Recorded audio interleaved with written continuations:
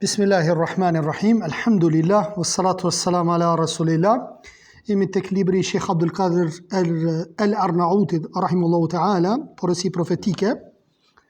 Jemi tek hadithi I parë, ala si kemi kry, sepse çdo fjalë të pejgamberit alayhis salam po e komenton shehu Allahu e mëshiroft, se thash Allahu rujt njëri ka vdek. Allahu e mëshiroft. Kemi arritur tek porosia e 7. Thot Muhamedi alayhi salatu wassalam, dhe kur ti godas njerëzit vdekja nga murtaja, një smundje ngjitse, duke qenë ti në mesin e tyre, e atyre qëndro thot, mos ik prej atij vendi, e ta bartësh atë edhe në vende të tjera. Vazhdon shehu rahimullahu ta'ala dhe thot, me vdekjen këtë hadith nënkupton murtaja edhe epidemia. Vllazni, murtaja ka qenë një prej smundjeve ngjitse infektive që ka bo kërdi. Shumë kanë vdek njerëzit prej murtajes. Pastaj çështja e epidemisë ka dallim epidemi prej pandemi. Epidemia është pak më lokale, ndërsa në terminologjinë mjekësore pandemia është apo përfshin shtete, kontinente I përfshin. Jashtë një shteti është. Epidemia është më e vogël, ndërsa pandemia përfshin kontinente. Ndërsa në transmetim të Ahmedit ka ardhur shprehja vdekja e shpesht. Qëllimi I ndalesës, domethënë që ka ndalu pejgamberi sa me dal prej atij vendi, së të dërguarit Allah sa selam është që mos të iket nga murtaja dhe epidemia, me qëndru në atë vend ku të kap smundja ngjitse, dhe të mos shkohet atje ku janë të përhapura, apo domethënë me një aspekt, po do me thonë. Nëse me një vend është smundja, banorët atij vendi nuk lejohet me dalë. Sikur karantinimi që është në ditët e sotshme mjekësia që thot. Ndërsa ata të tjerët të cilët nuk janë në atë vend, nuk lejohet mu fut në atë vend, pse? Për shkak të smundjes ngjitse, sepse mundën mu smu, apo me lejen e Allah subhanahu wa taala, sepse Muhamedi alayhis salam ka thënë, nuk ka smundje ngjitëse. Ka thonë nuk ka smundje ngjitse. E tash çush I bjen kjo, I bjen pamjen e jashtë se një lloj kundërshtimi. E atëherë një sahabit, një jetën gjë, siç po e them unë, I ka thonë Muhamedit alayhis salam, ja Rasulallah, në klapa përderisa ti po thu që nuk ka smundje ngjitse. Kafshët e mia apo devet e mia po janë të shëndosha. Në momentin kur po përzihen me devet shtërpe apo devet e smura, atër po smuhen, çush I bjen kjo punë? Atër Muhamedi alayhis salam I thot, "Faman adwa al-awwal." Kush janë ngjiti pra të parës? Nga rrjedhja e para, smundja e parë, që kjo murtaja apo Covidi apo një smundje ngjitse, nga erdh I pari, personi I parë, nga erdh, kush janë ngjiti të parës? Nuk ka ngjitje me një aspekt, Allah subhanahu wa taala e dërgoi këtë smundje. Apo nëpërmjet viruseve të ndryshme që Allahu aty e din. Mirë po, kjo çështje janë që ne duhet mi marrim mjetet mbrojtëse dhe jo domosdoshmërisht ngjitet në mënyrë automatike, sepse kemi plot njerëz të cilët kanë nejt në mesin e të smurve dhe nuk janë smu. Bile dhe pa maske, pa pastrime kështu durve, apo ku e diun që I kanë dhënë instruksionet mjekët, nuk janë smu. Ma si me e kuptu këto tash? Andaj themi, jo çdo virus që të vjen te ti të shkakton smundje, sepse virusi është shkak që më ardh smundja. Por se virusi mundet me ardh tek ti, para se më ardh e ka një proces të ecjes, apo dhe ky proces I ecjes mundet derisa të vjen te ti, mundet mos me mbijetu virusi, apo baktere të ndryshme. Po edhe sikur të arrit tek personi, ka mundësi personi e ka imunitetin e fortë dhe e godet virusin dhe nuk smuhet. Për atë arsye, ne nuk themi që në mënyrë automatike, po nejte me një të smur, ti ki mu smu. Jo, kështu nuk bën me besu dhe kjo nuk lejohet në dinën e Allah subhanahu wa taala, por se mjetet me I marr, dorzat, pastrimet, gjitha këto gjëra, këto sene kanë bazë tek hadithet e pejgamberit alayhis salam, duke u bazuar tek ky hadith, tek kjo pjesë e hadithit, që mos me u fut me një vend ku është, domethënë, murtaja apo smundja infektive. Bukur. Ishte Muadh ibn Xhebeli radhiyallahu anhu që vdiq nga murtaja. e përhapur në Anwas në vitin 18 sipas kalendarit hijrik. Në Sahihej, në dy sahijet, dy veprat e autorëve të Buhariut dhe Muslimit, transmetohet nga Abdullah ibn Abbasi se Umar ibn al-Khattabi radiallahu anhu kishte dalë për në Sham. Shami, Siria sotme, ndërsa në emërtimin e mëhershëm përfshihet Palestina, Jordania e Libania. Derisa erdhi te një vend i quajtur Serk, ku e takuan prisin e ushtrive, cili ishte Ubejd ibn Jarrah dhe shokët e tij. Edhe lajmëruan se epidemia e murtajës kishte rënë në Sham. Ibn Abbasi tha, më tha mua Omeri, mi thirë mua muhaxhirët e parë, i thira. Ata, e ai i konsultoi e u tregoi se murtaja kishte rënë në Sham, kurse ata u kundërshtuan në mendime. Pastaj i thiri ensarët prap, përveç muhaxhirëve i thiri edhe ensarët, edhe ata u kundërshtuan derisa tha çfarë, nuk dinin çka me bo në kësi raste. S'kinin tekst, nuk kishin tekst nga Muhamedi a.s. derisa erdh Abdurrahman ibn Aufi, i cili kishte munguar për disa nevojat të tija dhe erdh. Unë për këtë çështje tha kam dituri. E dini hadith pejgamberit a.s. se kam dëgjuar, thot pejgamberi s.a.s. të thot, kur të dëgjoni se murtaja ka rënë në një vend, në ndonjë vend, mos shkoni atje. Që hadithi. Ju tha ushtrisë dhe komandantit ushtrisë, mos shkoni atje. Me hadith, me fjalë të pejgamberit a.s. E nësa jo ka rënë në një vend e ju jeni aty, atëherë thot mos dilni nga ai vend për të ikur nga ajo. Omeri e falenderoi Allahun subhanahu wa taala dhe u kthye Buhariu dhe Muslimi e transmeton këtë hadith. Domethënë, në një vend, nëse është përhapur, përkundrazi që e ka marrë ushtrin me çliru një vend, o ndal vllazni për një hadith që dikush sot kishte me thonë, gjithat ushtri unë e bëra, e organizova dhe qëllimi im është me çliru një vend, por se kur hadithi vjen përpara, ne i lëjmë gjitha. Ne i lëjmë gjitha. Përkundër asaj që e kiti qëllimin e mirë me shku me çliru një vend, që sot shumë prej muslimanëve na tregojnë disa qëllime shumë të mira madhore, kur ti ja transmeton hadithin, nuk do meni. Vëlla hadithi po të thotë jo, zban, po jo në qëllimin e mirë e kom. Po qëllimi nuk të pranohet tek Allahu subhanahu wa taala pa praktikën apo sunetin apo rrugën e pejgamberit sallallahu alaihi wasallam. Kjo ishte porosia e 7, tash e kemi porosinë e 8. Porosia e 8, vllazni, është dhe furnizoj familjen tënde nga mundësit e ti, nga mundësit e tua.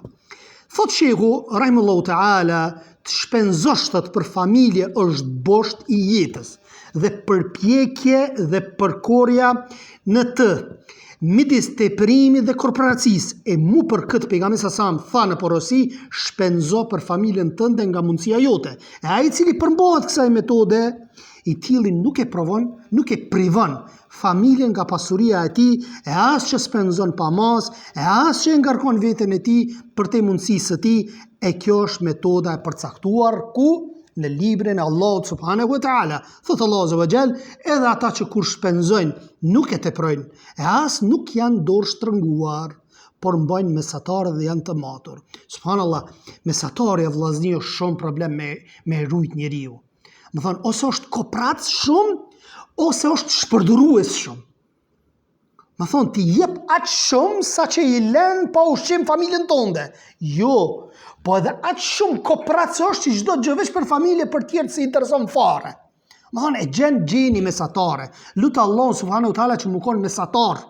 Suratul Furqan, ajeti 67. Po ashtu, Allah subhanahu wa taala thot, dhe mos shpenzo tepër për gjërat kota, sa ata që shpenzojnë tepër, kush, çka janë? Janë vëllëzrit e djajve shejtanëve. E djalli është përbuzës i madh i Zotit të tij, Suratul Isra, ajeti 26-27. Po ashtu thot Allahu azza Suratul Talaq, ajeti 7. Ai që është i pasur, le të shpenzoj sipas mundësisë së vet, e ai që është i ngushtë nga pasuria, le të jap nga ajo që i ka dhënë Allahu. E Allahu nuk ngarkon askënd. Vetëm aq sa i ka dhënë e pas vështërsisë Allahu ka me sjell lehtësi vllaja.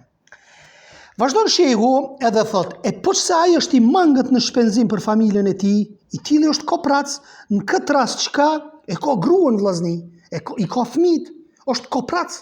I tregon gruaja vet që duhet ushqim, duhet kjo, duhet ajo, duhet me më çute mjeku, duhet me blej këtë dhe këtë, s'do me një burri. Është koprac i tepruar. I lejohet gruas pa lejen e burrit vet me i marr para. Atë sa i mjafton, asaj edhe fëmijës saj, apo normalisht jo me shpenzu tepër. Të shpenzosh për familjen tënde, o vëlla jem, është sadaka.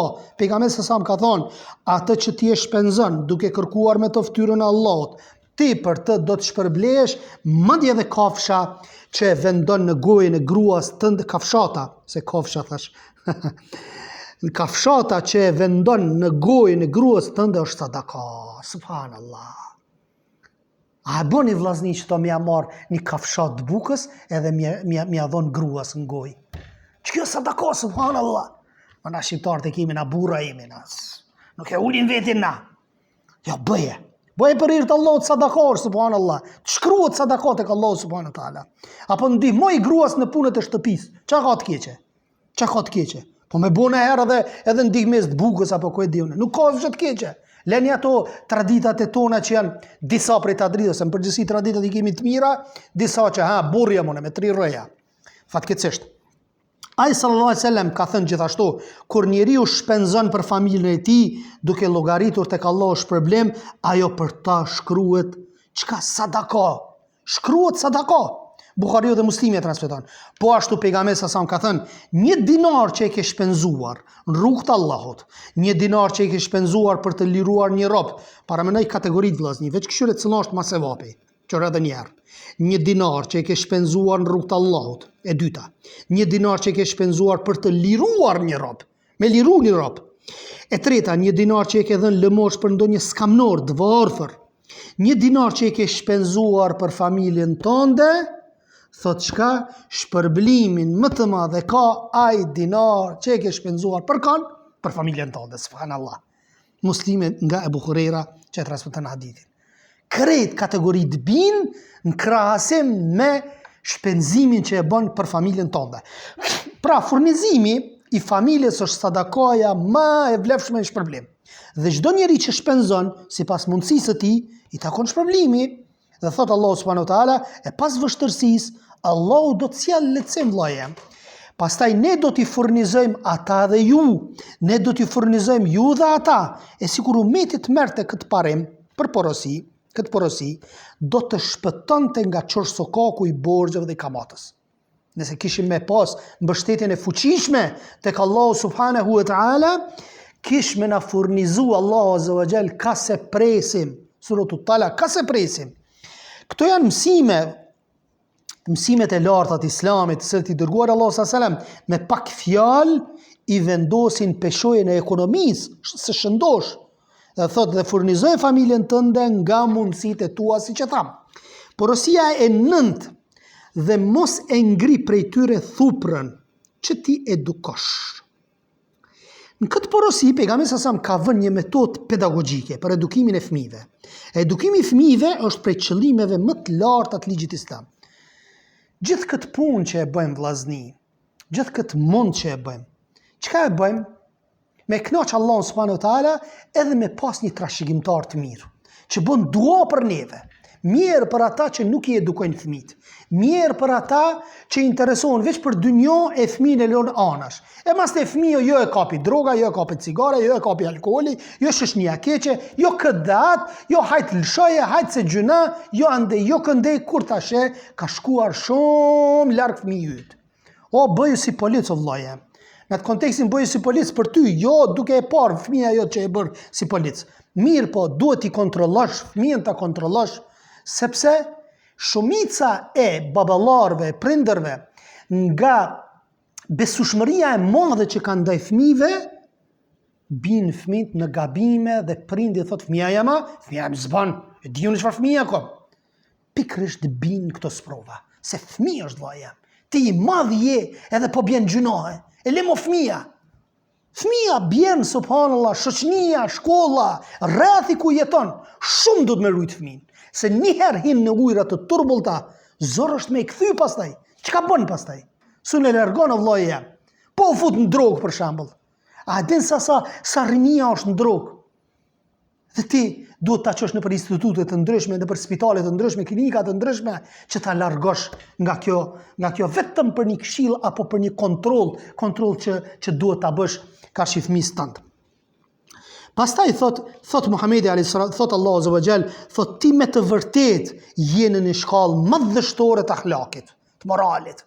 E ngrit në piedestalin e lartë të moralit Muhamedin alayhis salatu wassalam, Allahu azza wa jall. Dhe thot se këndemi nuk është habi që pejgamberi sasam në porosinë e tij dhën Muadhit të interesohet për edukimin me shkop të fëmijëve. Ai ka urdhëruar që të varet thupra vllazni atje ku do ta shohin anëtarët e shtëpisë. Subhanallah. Kjo ka qenë traditë tek ne. Kjo ka qenë. Pyetni baballarët gjyshërit, pyetni nëpër oda e kanë pas thuprën, e kanë vendos thuprën. Si shejt simboli apo ton që nëse bëni gabim ju do të goditeni. Goditje nuk është goditje me hitash, grushta, shkelma, fëmis. Apo është një goditje lehtë që thjesht me ndi atë gabimin fëmia, apo po të njëjtën gjë kanë bërë në shkolla, mos mu shitni francuzat tash. Njëjtën gjë kanë bërë nëpër shkolla, mësuesja merr keni thupër edhe i mshonte në shuplakat e fëmijëve, apo. Pastaj thot çfarë? Varni thuprën ku do ta shohin domethënë ata të shtëpisë dhe tërë kjo si friksim për ta dhe edukim, por Islami e ka miratuar thot dënimin me goditje si edukim për fëmijët e jo për t'i munduar. Islami refuzon metodat pedagogjike moderne, të cilat e ndalojnë goditjen edhe ata që nuk lëndon. Shiko, çfarë po thot? Ata që nuk lëndon, thjesht me ditë që është një thupër. Subhanallah, njeriu është mësuar që ka frikë. Është mësuar që ka frikë. Kjo është edhe në psikologji mësohet, subhanallah. Është ajo teoria e shpërblimit dhe friksimit dhe e dënimit. Nuk mundesh me thonë vetëm shpërblim. A mirë shpërblim, atëherë mos e çop në burg pra. Mos e dëno. Ose mos lufto ta zon. Nëse të sulmon, mos lufto. Thuaj shpërblim. Po ju vetë bini ndesh me ligjet e sotshme, demokratike. Më thonë, nëse qëtë shumë po shiteni, dhe më thonë që na jemi të moderuar, e ku e diona nikni, mirë, pse po qenë në burg? Pse po fut 20-30 vjetë në burg? Pse po del pse po bën luftra? Pse po i merr pushtetet e ndryshme të shteteve të ndryshme? Këto çka janë? Më thonë, mos më shitni të moderuar me një aspekt, ndërsa tek fëmijët më thonë, ja, ju kjo dhunë. S'po flasun me kap me grushta, unë po flas me një thupër të hollë, me ditë, subhanallah, me ditë që ekziston një lloj dënimi, që ai mu tërheq nga ajo gjë. Pastaj thot, të cilat i kanë humbur prindrit, të cilat ja kanë humbur prindit kontrollin mbi fëmijët dhe mësuesit mbi nxënësit, e rezultati i kësaj është emancipimi i familjes dhe i fëmijëve. Gjithashtu, në hadithin e dërguarit sallallahu alajhi wasallam ka ardhur, urdhëroni fëmijët tuaj në namaz kur t'i mbushin 7 vjeç. Dhe thot çfarë? Rrihni ata kur t'i mbushin të 10-tat dhe ndani ata në shtretër. Shiko, rrihni prapë e potencum. Se ka tipa që i shkëpusin fjalë të thënë qëre ergini hoxhallarët po thirin rrahje të fëmis. Kjo është feja ju e islame ekstreme.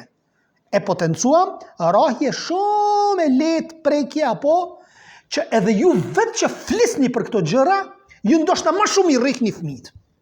Po dalin disa analista që kanë dalë nëpër televizione. Gojën plot e kanë pas.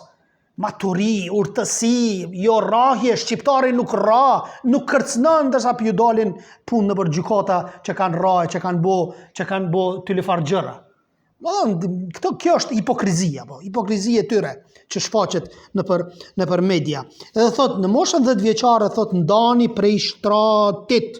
Domethënë, moshë 7 vjeçare realisht urdhoni fëmijët tuaj në namaz kur t'i mbushin 7 vjeç dhe rrihni ata kur t'i mbushin realisht urdhroni 7 por rrihni në 10. Dhe ndani do thot ata në shtretër, do thonë motra dhe vllau mos me qenë me një shtrat, sepse është fëmijë 10 vjeçar, mundet me pa një ondër të keqe, qoftë motra, qoftë vllai, me qenë në një ankth apo gjatë ondrës, apo me pa, Zotin na ruajt, me pa edhe ondra të këqija, të fllihura, erotike, ku e di unë, më thënë shejtani me ato metodat e tij mundet gjëra të ndryshme ta fuz fëmin dhe mos me ndodh gjëra të këqija. Atëherë pejgamberi alayhis salam na ka urdhëruar që fëmijët në moshën 10 vjeçare me i nda në shtretër të tyre. Kuptimi i rrahjes është goditje që nuk lëndon, nuk gërvishet, as nuk plagos. Çka është kjo goditje atëherë? Hajde kallëzoni ju ekspertat e goditjes. Një goditje që nuk lëndon, një goditje që nuk gërvish, 2, një goditje që nuk plagos, 3. Heq, as shenjë nuk lën as kurrë. Prekje me një aspekt. A dini goditje ndaj gruas që ka në ajete kuranore, që kanë komentuar ulemaja, kanë thonë me rrah me misfak. Allahu ekber. Çish rrahet me misfak, veç me prek, tak kështu, që to mi tregu që kjo është rrahje. E rrahje kanë kuptu, kafirat e kanë kuptu ajetin kuranor që mi hi grushta, sa ata vetë i rrahin me grushta. Pastaj thot, ndërsa qëllimi është friksimi që ta ndiej fajin. Gjithashtu edhe gruaja që shtam, e cila është e padëgjueshme dhe krye lartë, dhe e cila dëshiron rënimin e strukturës dhe rënim dhe mirëkuptimit të familjes, duhet këshillohet e para. Pastaj duhet të izolohet në shtrat, mu largu prej shtratit. Pastaj thot, po që se nuk i bën dobi këshilla ose largimin nga shtrati, kret fare në fund, është goditja që nuk e lëndon, nuk e gërvish, as nuk e plagos në mënyrë që ta ndiej fajin e saj, gabimin e saj. Mirë, po godita vjen shprehje nga gjitha aspektet e mundshme. Shteren gjitha mundësit, atër në fund është rrahja, dhe çfarë është rrahja? Ulemaja kanë thonë, sikur me marr një misfak dhe me prek me misfak. Çaj rrahje. Nëse qëto po e llogarit rrahje islami, subhanallah. Po ashtu, ndërsa në përgjithësi dërguari Allahu sa çka ka thonë? Mos i rrihni robreshat Allah. Çka? Urdhër. Të ka thonë mos i rrihni. Mos mi rra robreshat e Allahut subhanahu wa taala. Këto janë raste kur përdoret shkopi nga burri për qëllim edukimi, dhe kjo është alternativa e fundit që përdoret për metodave të përmirësimit, dhe për fund e kemi porosinë e 10 dhe hadithi po përfundon, dhe në javën tjetër inshallah taala do të fillojmë me hadithin e dytë. Thot, dhe bëj ata ta kenë droj Allahun. Bëj ata ta kenë tut Allahun azza wa jall, ta kenë frikë Allahun azza wa jall. Kjo është porosia e fundit prej porosive që pejgamberi sa ja ka dhënë Muadhit edhe shokëve të tjerë të tij, dhe të gjithë muslimanëve, dhe e cila është fryt i metodologjisë islame si tërsi në të gjitha ligjet, nga se ai i cili mund të arrijë me fëmijët e tij në një shkallë që ata t'ja kenë dronë Allahut azza wa jall, e jo t'i frikson babait e tyre, as sundimtarit, e as kujt prej njerëzve, edukatori i tillë vetëm se e ka arritur kulminacionin e edukatës dhe Allahut subhanahu wa taala. Mi tregu, jap një shembull. I tregon që Allah dhe pejgamberi i tij ka thonë kështu dhe kështu, dhe e mëson me këta. Dhe ti pastaj e urdhron si prend dhe i thuaj bëje këtë, edhe kjo kur ti thua ti bëje këtë, bjen kundërshtim me fenë Allahut subhanahu wa taala. Nëse fëmia e bën këto në kundërshtim me tekstet shariatike, atëherë çorton. I thu pse më dëgjove? A djen që bie kundërshtim kjo me fenë Allahut azza wa jall? Mos më dëgjo mua në këtë pikë. Edukon fëmijën që prindin me dëgju vetëm kur prindi i bindet Allahut dhe të dërguarit të tij. Kjo është një lloj metode që ulemaja e kanë përmend. Domethënë e mëson njerëz çfarë ka thonë Allah dhe pejgamberi i tij, pastaj çfarë? Pastaj e bën një vepër ti apo urdhëron fëmin me bën një vepër që bie në kundërshtim me fenë Allahut subhanahu wa taala. Dhe në atë moment kur ai don me e bën ato, i thu pse po e bën? Po ti më thaje. Po më thash në kundërshtim me fenë. Pse po e bën ti këto? Pse po më dëgjon mua? Fëmis i regjistrohet në kokë qysh i vogël që nuk ka bindje ndaj krijesës në kundërshtim të krijuesit. E fut në kokën e vet. Se fëmia është si kaseta, përpara i kanë thonë kaseta, tash s'ka më kaseta, apo CD, apo flash, apo ku e dione, që i merr për një herë. I merr dhe i lën në kokë aty. I vjedh informacionet, po them, në ndërdijen e tij. dhe pastaj i bën bindje ato. Dhe me kalimin e kohës nuk i ndryshon. Sa gjëra na si kemi harruar nga prindërit që i kemi pas, që sot me bo me të thonë, një gjë e harron nesër, ndërsa ato që i kemi fut në kokë nga prindërit qysh herët, na kujtohen edhe sot. Andaj, mundohuni maksimalisht që fëmijët tuaj t'i edukoni. Kjo është porosia e fundit, thot, prej porosive të pejgamberit alayhis salam që ka dhënë Muadhit dhe shokëve të tij, apo siç tham. Po ashtu për fund e kemi ajetin kuranor ku thot Allah subhanahu wa taala, dhe ai i cili apati frikën madhërisë së Zotit të tij dhe ndaloi veten nga epshi, për të xhenetit do të jetë vend banimi i tij. Suratul Naziat ajeti 40, dhe thot Sheikh Abdul Qadir Arnauti, kjo porosi e pejgamberit alayhis salam dhën Muadhit radhiyallahu anhu dhe të tjerëve e portretizoi metodologjinë madhështore, jo vetëm për Muadhin, por për të gjithë muslimanët, dhe lutja jonë e fundit është i tërë falënderimi i takon Allahut subhanahu wa ta'ala. Subhanaka Allahumma wa bihamdik, ashhadu an la ilaha illa ant, astaghfiruka wa atubu ilaik. Allahu ju shpërbleft.